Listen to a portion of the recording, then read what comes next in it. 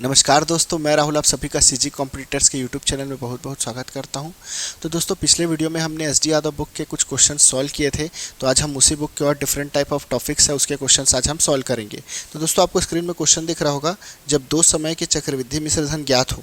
तो क्वेश्चन में क्या बोल रहा है कि कोई धन चक्रवृद्धि ब्याज की दर से 2 वर्ष में 672 रुपये तथा 3 वर्ष में 714 रुपये हो जाता है। ब्याज की वार्षिक दर ज्ञात कीजिए। तो यहाँ पे क्वेश्चन में क्या बोल रहा है, देखिए क्वेश्चन में आपको 2 डिफरेंट ईयर्स का अमाउंट दिया है ना।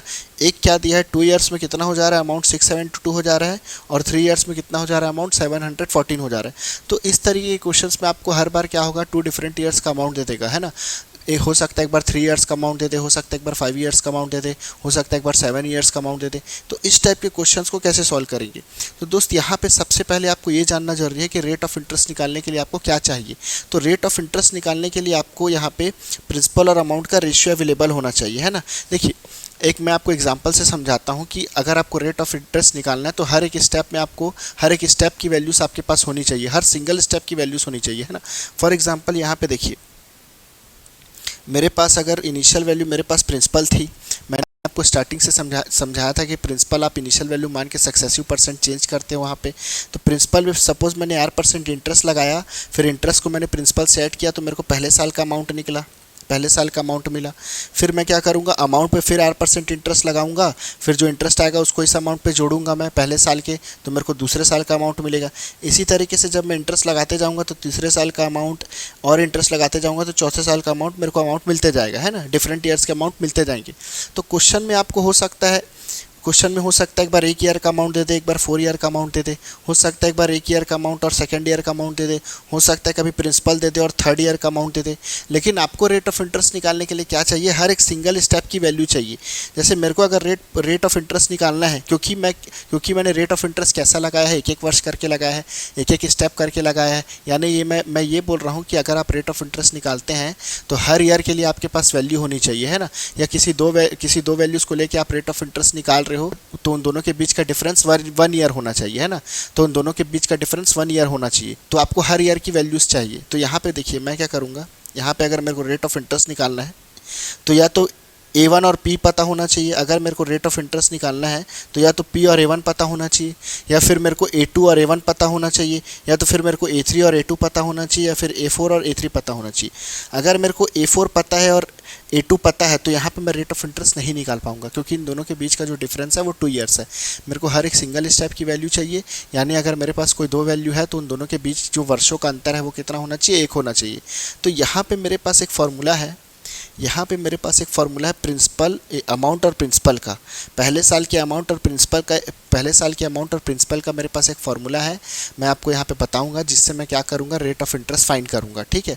तो यहाँ पे चलिए इस फार्मूले को डिस्कस कर लेते हैं। ये जो कॉन्सेप्ट है मैंने इसलिए बताया क्योंकि क्वेश्चन में अगर 4 ईयर का अमाउंट दिया और 1 ईयर का अमाउंट दिया है, और आप एक को इनिशियल एक को फाइनल मान के अगर आप रेट ऑफ इंटरेस्ट निकालोगे तो गलत हो जाएगा डायरेक्टली, है ना। तो यहाँ पर हम क्या करेंगे, मैं आपको फार्मूला बताता हूँ। तो देखिए यहाँ पे फार्मूला क्या बोलता है, A1 पहला केस ले लेते हैं, फर्स्ट केस ले लेता हूँ। When principal and amount are given. जब आपको प्रिंसिपल और अमाउंट गिवन रहेगा तब आप कैसे सॉल्व करोगे, देखो। तो यहाँ पे हम अमाउंट और प्रिंसिपल का रेशो कैसे निकालेंगे, देखिए मैं लिख लेता हूँ, amount for 1 year divided by principal is equals to, यहाँ पे मेरे को रेशियो लेना है, यहाँ पे मेरे को nth रूट लेना है। किसका nth रूट लूँगा, यहाँ पे nth रूट आएगा, और किसका आएगा, amount for n year divided by principal. देखिए अमाउंट फॉर n ईयर्स बोलने से मतलब है कि फॉर एग्जांपल आपको n की वैल्यू अगर 2 है तो अमाउंट फॉर 2 ईयर्स हो जाएगा, n की वैल्यू 3 है तो अमाउंट फॉर 3 ईयर्स हो जाएगा। मतलब यहाँ पे an लिखने से आशा है कि एक बार हो सकता है अमाउंट फॉर 2 ईयर्स दे दिया जाए, एक बार हो सकता है आपको अमाउंट फॉर 3 ईयर्स दे दिया जाए, तो n की वैल्यू कुछ भी हो सकती है। तो यहाँ पे अगर फॉर एग्जांपल अगर n की वैल्यू 2 है तो क्या हो जाएगा, स्क्वायर रूट हो जाएगा। n की वैल्यू 3 होगी तो क्यूब रूट हो जाएगा, n की वैल्यू 4 होगी तो फोर्थ रूट हो जाएगा। तो यहाँ पे हम जब फॉर्मूला लगाएंगे पहले ईयर्स का अमाउंट डिवाइडेड बाय प्रिंसिपल का अपॉन प्रिंसिपल का, तो हमको nth रूट फाइंड करना है, और बेस में क्या रहेगा, amount for n year upon principal. तो इस फॉर्मूले से हम क्वेश्चन सॉल्व करेंगे। ये पहला केस है जब अमाउंट और प्रिंसिपल आपको गिवन रहेगा। दूसरा केस, सेकंड केस में क्या होगा, देखिए चलिए इसको मैं ऐसा लिख लेता हूँ, थोड़ा सा इसको मैं छोटा कर देता हूँ।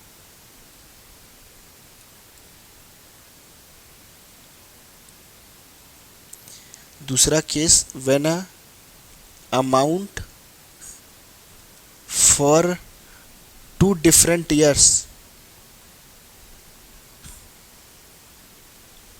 Is given. अगर आपको टू डिफरेंट ईयर्स का अमाउंट गिवन है तो आप कैसे सॉल्व करोगे? देखो यहाँ पे भी आप पहले ईयर का अमाउंट डिवाइडेड बाय प्रिंसिपल निकालोगे। यहाँ पे क्या होगा, यहाँ पे आप क्या करोगे, रूट लोगे है ना, अंडर रूट लोगे तो अंडर रूट यहाँ बेस में वैल्यू क्या आएगी, बेस में वैल्यू आएगी amount for x year divided by amount for a y year. देखिए यहाँ पे एक्स और वाई की जगह कुछ भी वैल्यू हो सकती है। For example amount for x year, x की जगह अगर 2 आ गया तो क्या हो जाएगा, अमाउंट फॉर अ 2 ईयर हो जाएगा। अगर एक्स की जगह 3 आ जाए तो क्या होगा, अमाउंट फॉर अ 3 ईयर्स होगा। अगर वाई की जगह 2 आ जाए तो अमाउंट फॉर अ 2 ईयर्स होगा। वाई की जगह 3 आ जाए तो अमाउंट फॉर अ 3 ईयर्स होगा। और यहाँ पे इंडेक्स में क्या वैल्यू आएगी, एक्स माइनस वाई, है ना। ये जो रेडिकल है हमारे पास, इसको रेडिकल बोलते हैं ना, ये जो रूट का साइन है ये रेडिकल है, तो रेडिकल है और हमारे पास इंडेक्स में क्या आ जाए, एक्स माइनस वाई आ जाए, या इंडेक्स अगर एक्स माइनस वाई हो तो यहाँ पे अगर एक्स माइनस वाई की वैल्यू 2 होगी तो हमारे पास हमारा जो ये रूट बनेगा कैसा बनेगा, स्क्वायर रूट बन जाएगा। और अगर एक्स माइनस वाई की वैल्यू 3 हो गई तो रूट कैसा बनेगा, क्यूब रूट बन जाएगा। तो हमको क्या करना है, जो भी अमाउंट एक्स ईयर्स के लिए अमाउंट है उसको वाई ईयर्स के अमाउंट से डिवाइड करना है। देखिए क्वेश्चन में आपको क्या बोल रहा है, कोई धन चक्रवृद्धि ब्याज की दर से 2 वर्षों में 672 और 3 वर्ष में 714 हो जाता है, ब्याज की वार्षिक दर ज्ञात कीजिए। देखिए यहाँ पे क्वेश्चन में आपको एक बार दिया है amount for a 2 years, 2 years का अमाउंट कितना दिया है, अमाउंट फॉर अ 2 ईयर्स, इसको मैं शॉर्ट फॉर्म में लिख लेता हूँ, A2 amount for a 2 years कितना दिया, 672 rupees, and amount for 3 years कितना दिया, 714 रुपीज़। अब यहाँ पे हम फॉर्मूला लगाएंगे और फाइंड क्या करना है, फाइंड रेट ऑफ इंटरेस्ट। यहाँ पे बोला है फाइंड रेट ऑफ इंटरेस्ट। तो यहाँ पे हम क्या करेंगे, फॉर्मूला लगाएंगे, पहले ईयर्स का amount divided by principal A1 upon P is equals to, यहाँ पे क्या आएगा, ऊपर में क्या आएगा, कितने ईयर्स का अमाउंट दिया, 3 ईयर्स का, तो 3 ईयर्स के अमाउंट को किससे डिवाइड कर देंगे, 2 ईयर्स के अमाउंट से डिवाइड कर देंगे, है ना, फ्रैक्शन के फॉर्म में लिख देंगे। और यहाँ पे इंडेक्स में क्या आएगा, देखिए ऊपर में क्या है, 3 ईयर्स का अमाउंट है, नीचे में 2 ईयर्स का अमाउंट है, तो इंडेक्स में क्या आएगा, 3 माइनस 2 करेंगे। अब देखिए इंडेक्स में 3 माइनस 2 करेंगे तो इंडेक्स में 1 आ जाएगा। तो जब इंडेक्स में 1 आ गया और बेस में क्या है, A3 अपॉन A2। अच्छा, आप किसी भी वैल्यू का रूट निकाल रहे हैं, अंडर रूट निकाल रहे हैं और इंडेक्स में 1 हो जाए तो ऑलवेज क्या होगा, रूट आपका हट जाएगा, है ना। कैसे रूट हटेगा, देखो आप निकालते हो x का, अगर आप nth रूट निकालोगे, x का nth रूट निकालोगे तो इसका मतलब होता है x to the power 1/n। वैसे ही अगर मैं x का स्क्वायर रूट निकालता हूँ तो इसका मतलब होगा x टू द पावर 1/2। वैसे ही अगर मैं इंडेक्स में 1 आ जाए, अंडर रूट एक्स लूँगा और इंडेक्स में 1 आ जाए तो इसका मतलब होगा x टू द पावर 1/1। तो x टू द पावर 1 का मतलब होगा x। तो यहाँ से क्या होगा, हमेशा अगर इंडेक्स में 1 आएगा तो आपका क्या है, रूट हट जाएगा। और क्या बोलोगे आप, सीधा ये जो भी वैल्यूस रहेगी रूट हट जाएगा और बेस में जो वैल्यूस है वही वैल्यू आ जाएगी, है ना। ये रूट हट जाएगा तो क्या आ जाएगा, पहले ईयर्स का अमाउंट डिवाइडेड बाय प्रिंसिपल का रेशियो A3 अपॉन A2 आ जाएगा, ठीक है। तो यहाँ पे A3 कितना दिया है मुझे, यहाँ क्वेश्चन में A3 कितना दिया, 714 रुपीज़, और A2 कितना दिया, 672 रुपीज़। तो मेरे पास यहाँ से पहले ईयर्स के अमाउंट डिवाइडेड बाय प्रिंसिपल का रेशियो क्या आ गया, 714 डिवाइडेड बाय 672 रुपीज़। अब देखिए आप यहाँ से रेट, आपको अमाउंट और पहले ईयर का अमाउंट और प्रिंसिपल का रेशियो पता चल गया। अब क्या करोगे, यहाँ से आप रेट ऑफ इंटरेस्ट कैसे निकालोगे, देखो इन दोनों के बीच में 714 को मैं 672 से माइनस करूँगा। अगर मेरे पास अमाउंट और प्रिंसिपल का रेशियो अवेलेबल है तो अमाउंट को प्रिंसिपल से माइनस करूँगा तो इंटरेस्ट आ जाएगा। तो 714 को 672 से माइनस कर लेते हैं, 714 672, यहाँ पे 2 आ गया, यहाँ पे 11 में 4 गया, तो ये कितना है 42। तो देखिए 42 जो आया है वो आपका क्या है, इंटरेस्ट है, ठीक है। 42 जो आया है वो इंटरेस्ट है। अब आप रेट ऑफ इंटरेस्ट निकालते हो तो रेट ऑफ इंटरेस्ट आपका किस में रहता है, परसेंट में रहता है। तो रेट ऑफ इंटरेस्ट जब आप निकालोगे तो किसको परसेंट के फॉर्म में लाओगे आप, आपके पास जो इंटरेस्ट है, जो रुपीज़ के फॉर्म में इंटरेस्ट है, उसी को जब आप परसेंट में शो करोगे तो क्या हो जाएगा, आपका रेट ऑफ इंटरेस्ट हो जाएगा। तो यहाँ पे क्या करेंगे, देखिए रेट ऑफ इंटरेस्ट में निकालूंगा तो ये रेट ऑफ इंटरेस्ट मेरे को किसको परसेंट में बदलना है, इंटरेस्ट को। देखियो इंटरेस्ट को परसेंट में इसलिए बदल रहे हैं क्योंकि रेट ऑफ इंटरेस्ट को हम परसेंट में काउंट करते हैं ना, नहीं तो मैं इंटरेस्ट बाय प्रिंसिपल निकाल के भी रेट शो कर सकता था। अगर मेरे पास इंटरेस्ट और प्रिंसिपल का रेशियो है तो वहाँ से भी मैं रेट कर सकता था, लेकिन यहाँ पे मैं परसेंट में इसलिए बदल रहा हूँ क्योंकि रेट ऑफ इंटरेस्ट को मैं परसेंट में लेके चलता हूँ, ठीक है। देखिए तो यहाँ पे इंटरेस्ट क्या है, इंटरेस्ट को परसेंट में बदलना, तो जब भी आप परसेंट निकालते हो तो जिसको आपको परसेंट में शो करना रहता है वो वैल्यू क्या होती है, न्यूमरेटर में आती है, ऊपर आती है। जिस भी वैल्यू को परसेंट में चेंज करना है, परसेंट के फॉर्म में शो करना है, वो वैल्यू क्या होगी, आपका न्यूमरेटर में आएगी। और जिससे कंपेयर करेंगे, जैसे इंटरेस्ट को किससे कंपेयर करते हैं, प्रिंसिपल से, तो जिसको कंपेयर करते हैं वो क्या होगा, नीचे आएगा। अब फ्रैक्शन को परसेंट में बदलने के लिए इंटू 100 करेंगे तो परसेंट में आ जाएगा। तो यहाँ पे इंटरेस्ट कितना है 42, प्रिंसिपल कितना है 672, इंटू 100 करेंगे तो परसेंट में आ जाएगा। अब इसको और कैंसिल करते हैं तो देखिए 42 टाइम 42 में कैंसिल होगा ये, 7 6 42, 7 9 63, 7 6 42, 16 6 96, 100/16 कितना आएगा, 425 100, 4 4 16, तो 25/4% आया। इसका मतलब 6:1/4% आपका आंसर है। तो इस तरीके से आप सॉल्व कर सकते हो। आपको हर बार क्या करना है, अमाउंट, पहले ईयर्स का अमाउंट और प्रिंसिपल का आपको रेशियो निकालना है। वहाँ से आप इंटरेस्ट फाइंड करोगे, प्रिंसिपल से कंपेयर करोगे तो आपका क्या होगा, यहाँ पे रेट ऑफ इंटरेस्ट आ जाएगा। अच्छा, यहाँ पे आप एक चीज़ देखना कि हर बार ना अगर आपके पास कोई दो वैल्यूज़ है या 2 डिफरेंट ईयर्स का अमाउंट है और दोनों के बीच जो वर्षों का अंतर है अगर एक है, ठीक है, क्या बोला मैंने, अगर आपके पास 2 डिफरेंट ईयर्स का अमाउंट है और दोनों ईयर्स के बीच में जो डिफरेंस है, दोनों अमाउंट के बीच में जो डिफरेंस है वो केवल 1 ईयर का है, तो यहाँ पे क्या होगा, हमेशा जो इंडेक्स में क्या होगा, वैल्यू आएगी वो 1 आएगी। ठीक है, हमेशा इंडेक्स में वैल्यू 1 आएगी, जिस कारण से रूट हट जाएगा। तो डायरेक्ट आप क्या बोल सकते हो, अगर आपको 2 डिफरेंट ईयर्स का अमाउंट दिया है जिसके बीच में जो डिफरेंस है वो एक वर्ष का है, तो डायरेक्टली आप क्या कर सकते हो, पहली वैल्यू को प्रिंसिपल मान सकते हो, डायरेक्टली पहली वैल्यू को प्रिंसिपल मान सकते हो, दूसरी वैल्यू को आप अमाउंट मान सकते हो। या अमाउंट बाय प्रिंसिपल का आप रेशियो निकालोगे तो डायरेक्टली क्या हो जाएगा, ये जो आपकी बड़ी वैल्यू रहेगी वो अमाउंट हो जाएगा और छोटी वैल्यू रहेगी वो आपका प्रिंसिपल हो जाएगा। तो डायरेक्टली आप रेट ऑफ इंटरेस्ट निकाल सकते हो। कैसे निकालेंगे मैं आपको निकाल के दिखाता हूँ। देखो, एक धनराशि चक्रवृद्धि ब्याज पर 3 वर्ष में 800 रुपये हो जाती है तथा 4 वर्ष में 840 हो जाती है। ब्याज की वार्षिक दर ज्ञात कीजिए। देखिए, 3 वर्ष और 4 वर्ष में केवल एक ही वर्ष का अंतर है, तो मैं जब दोनों का डिफरेंस निकालूंगा ना तो इंडेक्स में क्या होगा, ऑलवेज 1 आएगा, तो इंडेक्स में 1 आएगा तो रूट हट जाएगा, तो बचेगा क्या, केवल 840/80 बचेगा, 800, तो 840/800 बचेगा। तो अमाउंट बाय प्रिंसिपल का आप रेशियो निकालोगे तो 840/800 आएगा। तो देखिए 800 प्रिंसिपल है और 840 अमाउंट है, ठीक है।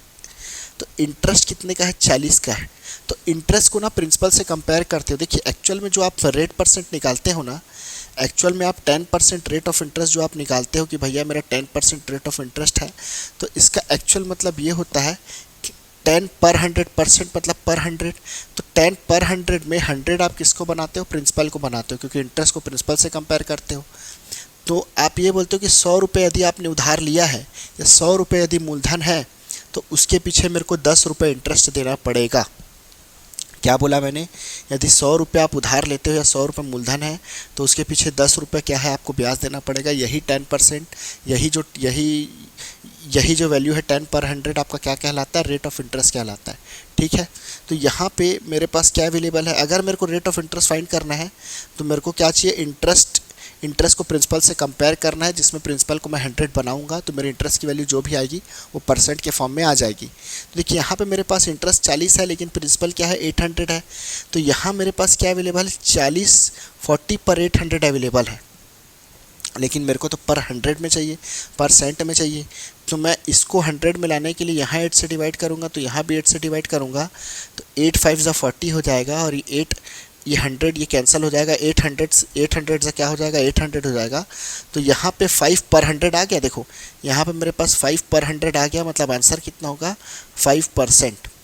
ठीक है, 5/100 आ गया, इसका मतलब आंसर कितना होगा, 5%। ठीक है, अभी नेक्स्ट क्वेश्चन में चलते हैं। देखिए,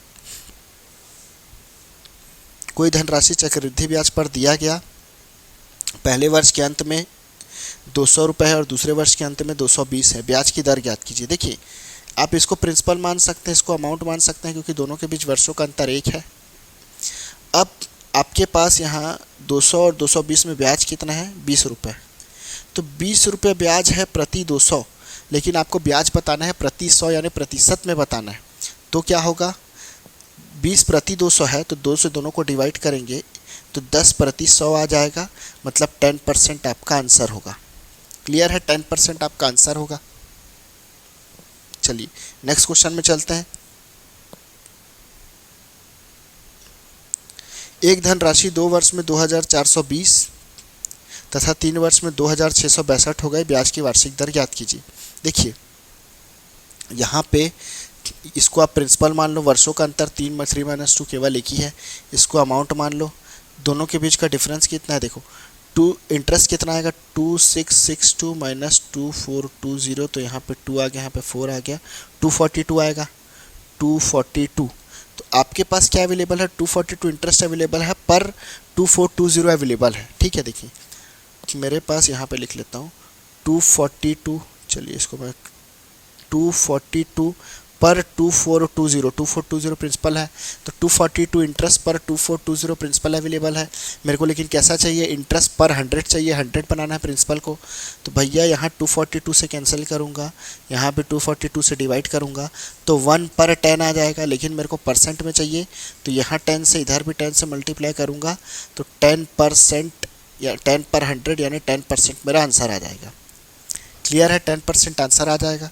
तो इसका आंसर क्या आएगा, 10%। ठीक है, आगे नेक्स्ट टॉपिक में चलते हैं। क्या लिखा है, कोई धन चक्रवृद्धि ब्याज पर 2 वर्षों में 3600 तथा 4 वर्षों में 5184 5184 हो जाता है। ब्याज की वार्षिक दर ज्ञात कीजिए। अब देखिए यहाँ पे जो डिफरेंस है ना, यहाँ पे डिफरेंस 4 ईयर्स और 2 ईयर्स का अवेलेबल है, तो डायरेक्ट एक को प्रिंसिपल और एक को अमाउंट मान के नहीं बना सकता, गलत हो जाएगा। अगर आप जब रेट ऑफ इंटरेस्ट निकाल रहे हो तो हर ईयर की वैल्यू चाहिए, यानी जो चेंजेस हुए हैं उन दोनों के बीच में, यानी जो वैल्यू चेंज हुई है वो 1 ईयर का होना चाहिए, 1 ईयर्स का होना चाहिए, हर एक स्टेप में आपको वैल्यू चाहिए। ठीक है, तो यहाँ पे अगर 4 वर्ष की जगह 3 वर्ष का अवेलेबल होता तो एक को प्रिंसिपल एक को अमाउंट निकाल के डायरेक्ट इनिशियल और फाइनल मान के हम डिफरेंस को प्रिंसिपल से कंपेयर करके इंटरेस्ट निकाल सकते थे, लेकिन यहाँ पे ऐसा नहीं है। अब यहाँ पे मैं फॉर्मूला लगाऊंगा, देखो पहले ईयर का amount divided by principal is equals to, यहाँ पे क्या आएगा, मैंने बोला था अंडर रूट में क्या आएगा, 4 ईयर्स का अमाउंट डिवाइडेड बाय 2 ईयर्स का अमाउंट, एक्स बाय वाई लिखा बताया था मैंने, AX अपॉन AY। अंडर इसमें क्या आएगा, इंडेक्स में क्या आएगा, x माइनस वाई आता था, लेकिन यहाँ पे क्या है, x की जगह 4 है, y की जगह 2 है, तो क्या आ जाएगा 4 - 2। तो 4 - 2 ये 4 - 2 है, तो वैल्यू क्या आएगी, ये बनेगा स्क्वायर रूट बनेगा। स्क्वायर रूट किसका बनेगा, amount for 4 years divided by amount for 2 years. अब अमाउंट फॉर 4 ईयर्स कितना है, देखिए अमाउंट फॉर 4 ईयर्स आपके पास कितना है, यहाँ पे 4 ईयर्स का अमाउंट कितना दिया है क्वेश्चन में, 2 ईयर्स में कितना हो जाता है 3600, 4 ईयर्स में कितना हो जाता है 5184। तो यहाँ पे क्या करते हैं, ये हो जाएगा 5184 डिवाइडेड बाय 3600। अब आप चाहे तो इसको और कैंसिल भी कर सकते हो, है ना, लेकिन मैं क्या करूँगा, इसका डायरेक्ट क्या करूँगा, स्क्वायर रूट निकालूंगा। देखिए आपको यहाँ से रूट कैंसिल करने के लिए क्या है, 5184 किसका स्क्वायर और 3600 किसका स्क्वायर, ये निकालना पड़ेगा, तब स्क्वायर और स्क्वायर रूट कैंसिल होगा। तो 3600 किसका स्क्वायर है, ये तो डायरेक्टली पता चल रहा है, 60 का आप स्क्वायर करोगे तो 3600 आएगा, और ऊपर वाली वैल्यू नीचे वाली वैल्यू से बड़ी है, तो ऑब्वियस सी बात है जो ऊपर वाली वैल्यू है वो क्या होगा, उसकी जो वैल्यू आएगी वो 60 स्क्वायर से ज़्यादा आएगी, है ना। ऊपर वाली वैल्यू जो आएगी 5184 वो नीचे वाली वैल्यू से बड़ी है, तो ऊपर वाली वैल्यू जब आएगी तो वो 60 के स्क्वायर से ज़्यादा ही होगा। तो क्या करता हूँ मैं, एक बार 70 स्क्वायर्स ले लेता हूँ, तो 70 राउंड फिगर में 60 के बाद मैं 10 छोड़ के 70 स्क्वायर ले लेता हूँ, तो 70 स्क्वायर 4900 आएगा, और 80 का स्क्वायर कितना आएगा 6400 आएगा। तो देखिए वैल्यू आपकी किसके किसके बीच में है, 5184 किसके किसके बीच में है, 70 to 80 के स्क्वायर के बीच में है आपका, है ना। आपकी जो वैल्यू है 5184 ये किसके किसके बीच में है, 4900 से 6400 के बीच में, यानी जो आंसर आएगा 70 to 80 के स्क्वायर के बीच में होगा। अच्छा, अब बीच में मैं एक लेयर और लगा देता हूँ, एक लेयर इसलिए लगाऊंगा क्योंकि 75 का स्क्वायर करना आसान है। जो एक लेयर लगाऊंगा वो मैं क्या लगाऊंगा 75। ऑलरेडी जो मिड लेयर हम लगाएंगे, जैसे एक मेरे को 70 का पता है, 80 का पता है, 60 का पता है, 70 का पता है, तो जो हम स्क्वायर रूट फाइंड करने के लिए जो मिड लेयर लगाएंगे वो ऑलवेज उसका यूनिट डिजिट क्या होना चाहिए, 5 होना चाहिए, क्योंकि जिसका यूनिट डिजिट 5 है उसका स्क्वायर करने का ट्रिक है, बहुत ही आसान है। देखिए एक लेयर और लगा देता हूँ, मैं लगाता हूँ 75 का स्क्वायर। तो 75 का स्क्वायर आप कैसे निकालोगे, देखो 75 का स्क्वायर करना है ऐसा नंबर जिसके यूनिट डिजिट में 5 है। तो 7 के बाद क्या आता है 8 आता है, तो 7 को 8 से मल्टीप्लाई कर दो तो 56 आएगा और लास्ट में 25 आएगा ऑलवेज। तो ये आएगा 5625। अच्छा आप बताइए 5625 ये जो आपकी वैल्यू है 5184 ये किसके बीच में लाई कर रही है? 70 से 75 स्क्वायर के बीच में आ रहा है। देखिए 5184 4900 और 5625 के बीच में आएगा। तो आपका 5184 किसके बीच में आएगा? 70 से 75 स्क्वायर के बीच में इसका आंसर आएगा। तो 70 से 75 स्क्वायर के बीच में 70 स्क्वायर से 70 से 75 के बीच में ऐसा कौन सा नंबर है जिसका स्क्वायर करेंगे तो यूनिट डिजिट में आपको क्या मिलेगा? 4 मिलेगा। क्या बोला मैंने? 70 से 80 के बीच में ऐसा कौन सा नंबर है जिसका स्क्वायर करेंगे तो यूनिट डिजिट में मेरे को 4 मिलेगा? तो एक ही नंबर है 72। 72 का स्क्वायर करोगे तो 2 2 क्या आएगा? 4 आएगा। यूनिट डिजिट में 2 है तो 2 2 4 आएगा। इसके बाद अगर ये जो मेरा आंसर है ये 75 और 80 के बीच में लाई करता तो ऐसा कौन सा नंबर आता जिसके यूनिट डिजिट में क्या आता? 4 आता। तो वो नंबर होता 78। 78 का स्क्वायर करते तब 8 8 64 आता। तो अभी कितना आया है? 72 आया है। तो किसका स्क्वायर है? 72 का स्क्वायर है। पता चल गया। जब ये पता चल गया 72 का स्क्वायर है तो यहाँ पे क्या लिख देंगे? a1/p is equals to square root 72 divided by नीचे वाला 60 का स्क्वायर है स्क्वायर। अब स्क्वायर रूट और ये स्क्वायर कैंसिल हो जाएगा। कैसे कैंसिल होगा? मैंने आपको बताया था स्क्वायर रूट लगा, इसका मतलब क्या होता है? पावर में 1/2 हो जाता है। तो पावर में स्क्वायर है तो 72/60 का स्क्वायर है और पावर में 1/2 आएगा तो 2 × 1/2 करेंगे। जब अंडर रूट हटेगा तो पावर में 1/2 आ जाएगा। तो 2 × 1/2 होगा तो 2 और 2 कैंसिल हो जाएगा। तो क्या होगा यहाँ पे? हम डायरेक्टली क्या कर सकते हैं? स्क्वायर रूट को हटा देंगे। अगर किसी भी नंबर का स्क्वायर आपके पास अवेलेबल है और उसका अंडर रूट लगाओगे, आप स्क्वायर रूट करोगे तो स्क्वायर और स्क्वायर रूट कैंसिल हो जाएगा। तो यहाँ पर क्या करेंगे? सीधा क्या आ जाएगा? 72/60। ठीक है। तो आपके पास यहाँ अमाउंट और प्रिंसिपल का रेशियो आ गया। अब आप निकाल सकते हो। स्क्वायर कैंसिल कर देते, 12 6 72, 12 5 60। तो अमाउंट और प्रिंसिपल का रेशियो क्या है? 6:5। अब यहाँ पे आपके पास इंटरेस्ट कितना आएगा? 6 - 5 1 आएगा। 6 - 5 1 इंटरेस्ट आएगा। अब इंटरेस्ट को प्रिंसिपल से कंपेयर करोगे तो 1/5 आपके पास क्या अवेलेबल है? 1/5। लेकिन आपको क्या चाहिए? पर 100 चाहिए। तो इधर 20 से मल्टीप्लाई करो तो इधर भी 20 से मल्टीप्लाई करोगे तो आंसर आ जाएगा 20/100, मतलब आंसर आ जाएगा 20%। क्लियर है? 20% आंसर आ गया। चलिए सेकंड क्वेश्चन में चलेंगे। एक जो प्रिंसिपल है धनराशि है वो 3 इयर्स में कितना हो जा रहा है? 133100 और 5 इयर्स में कितना हो जा रहा है? 161051। बोल रहा है चक्रवृद्धि ब्याज की दर ज्ञात कीजिए। तो देखिए यहाँ पे क्वेश्चन में क्या बोल रहा है? आपके पास आपके पास कोई प्रिंसिपल है वो कितना हो जा रहा है 3 इयर्स में? अमाउंट फॉर 3 इयर्स कितना दिया है? 133100 और अमाउंट फॉर 5 इयर्स कितना दिया? 161051। देखिए यहाँ पे सबसे पहले फॉर्मूला लगा लेते हैं। देखिए फॉर्मूले से मैं आपको इसलिए करा रहा हूँ, अगर ऑप्शन रहता तो सीधा मैं स्ट्रक्चर मेथड बताता, आप सीधा ऑप्शन से सॉल्व करते। बट यहाँ पे ऑप्शन नहीं है, इसलिए मैं आपको पूरा रूट से पूरा जो फार्मूला मेरा जो फार्मूला है उससे मैं पूरा आपको सॉल्व करके दिखा रहा हूँ। बट जहाँ पे ऑप्शन रहेगा आप ट्राई करेंगे स्ट्रक्चर मेथड, आप ऑप्शन के थ्रू जाएंगे तो ईजिली और कम समय में सॉल्व होगा। चलिए यहाँ पे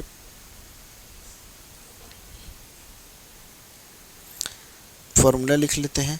amount for a 1 year divided by principal is equals to, यहाँ पे मैं क्या करूँगा? अंडर रूट यहाँ पे बेस में क्या आएगा? तो बेस में आएगा आपका amount for a 5 years divided by amount for a 3 years. Index में क्या आएगा? 5 - 3। तो 5 - 3 क्या हो जाएगा? यहाँ पे रूट कैसा बनेगा? स्क्वायर रूट बनेगा। और 5 इयर्स का अमाउंट कितना दिया है आपको? 161051। और 3 इयर्स का अमाउंट कितना दिया है? 133100। अब देखिए आपको कोई भी ऐसा नंबर दिखे जिसके लास्ट में भी 1 है और स्टार्टिंग में भी 1 है तो ऑलवेज वो 11 की एक्सपोनेंशियल वैल्यू होगी, है ना? क्योंकि जब आप 11 को 11 से मल्टीप्लाई करोगे, हर बार 11 को खुद से आप मल्टीप्लाई करते जाओगे तो स्टार्टिंग में भी 1 मिलेगा, लास्ट में भी 1 मिलेगा। चलिए यहाँ पे तो मैं यहाँ से एक बार चेक कर सकता हूँ। नीचे वाला तो मेरे को 1331 डायरेक्ट पता चल रहा है कि 11 का क्यूब है। ऊपर वाले को भी एक बार और 1331 से कुछ वैल्यू मल्टीप्लाई करके चेक कर लेते हैं कि क्या ये 11 का मल्टीपल है। अच्छा, एक 11 से डिवाइड होगा। एक तरीका और है, आप डिविजिबिलिटी रूल से चेक कर सकते हो कि ये जो 11 से कटेगा कि नहीं, 11 से डिवाइड होगा कि नहीं। देखो 161051, नीचे वाला तो समझ आ गया। पहला मेरे को क्या क्लू मिला यहाँ पे कि स्टार्टिंग में भी 1 है, लास्ट में भी 1 है, तो 11 की एक्सपोनेंशियल वैल्यू होगी, ये मेरे को समझ आ रहा है ना। दूसरा मेरे को यहाँ पे ये समझ आ रहा है कि दूसरा मैं इस तरीके से चेक करूँगा, 11 का जो डिविजिबिलिटी रूल है उससे एक बार मैं चेक करके देख लेता हूँ। तो यहाँ पे डिविजिबिलिटी बाय 11th रूल क्या बोलता है कि sum of even places digit minus sum of odd places digit करोगे तो आपका या तो 0 आना चाहिए तो 11 आना चाहिए। तो करके देख लेते हैं। तो मैं स्टार्टिंग का एक नंबर लेता हूँ। देखो आप इसको कैसे सॉल्व करोगे, स्टार्टिंग का एक नंबर लो, फिर एक छोड़ दो, फिर एक नंबर लो, फिर एक छोड़ दो। तो यहाँ पे क्या करूँगा, 1 + 0 + 6 माइनस स्टार्टिंग से आप ये डिजिट तो मैंने छोड़ दिया है, तो इस डिजिट को लो, स्टार्टिंग से इस डिजिट को लो, फिर एक डिजिट आप छोड़ दोगे, क्या करोगे, 5 + 1 + 1। तो यहाँ पे कितना हो जाएगा, -5 + 1 + 1। तो ये कितना हो जाएगा, 7 - 7, तो 0 आ रहा है। तो 0 आ रहा है, sum of even places digit minus sum of odd places digit करोगे तो आपका क्या आ रहा है, 0 आ रहा है। तो यहाँ से आप बोल सकते हो कि जो नंबर है 11 से डिविजिबल है। ठीक है, आपको ये स्टार्टिंग से पहले यूनिट डिजिट को लेना है, फिर एक एक छोड़ के प्लस करना है, फिर यूनिट डिजिट के बाद जो डिजिट था उसको लेना है और एक एक छोड़ के प्लस करना है। तो यहाँ से आप चेक कर पाओगे, और दोनों को बाद में माइनस कर देना है। तो यहाँ से आप चेक कर पाओगे। तो चलिए यहाँ से मैं 11 मल्टीप्लाई करके देख लेता हूँ, 1331 में और 11 मल्टीप्लाई करके देख लेता हूँ। देखिए मल्टीप्लाई बाय 11 रूल क्या बोलता है, लास्ट वाले नंबर को लास्ट में लिखो, स्टार्टिंग वाले नंबर को स्टार्टिंग में लिखो और अगल बगल के नंबर को प्लस कर दो। 3 और 3 + 1 4, 3 3 6 और 3 1 4, तो 14641। और एक बार 11 से मल्टीप्लाई करके देखते हैं। स्टार्टिंग वाला स्टार्टिंग में, लास्ट वाला लास्ट में, 4 1 5, 6 4 10, एक कैरी चले गया, 6 4 10, एक कैरी चले गया, 4 1 5। तो कितना आया, 161051। कितना आ गया, 161051। ठीक है, तो 161051 आ गया। तो यहाँ पे 1331 में मैंने 2 बार 11 से मल्टीप्लाई किया तो क्या आया, 161051। तो मैं क्या बोल सकता हूँ, 1331 को अगर मैं 11 × 11, इसका मतलब 1331 को मैं 121 से मल्टीप्लाई करूँगा तो सीधा क्या आएगा, 161051। तो अगर मैं कैंसिल करूँगा 161051 को 1331 से तो कितना बचेगा, 121। तो यहाँ पे लिख देते हैं 121 और 1331 नीचे कैंसिल होगा तो 100 बचेगा, ये स्क्वायर रूट हो जाएगा। और इसको सॉल्व करो तो amount for 1 year divided by principal का आपका रेशो क्या आ गया, ये कैंसिल हो जाएगा। अच्छा, यहाँ पे स्क्वायर रूट ऑफ 11/10 का स्क्वायर, 121 11 का स्क्वायर है, 100 किसका स्क्वायर है, 10 का, तो स्क्वायर रूट और स्क्वायर कैंसिल हो जाएगा।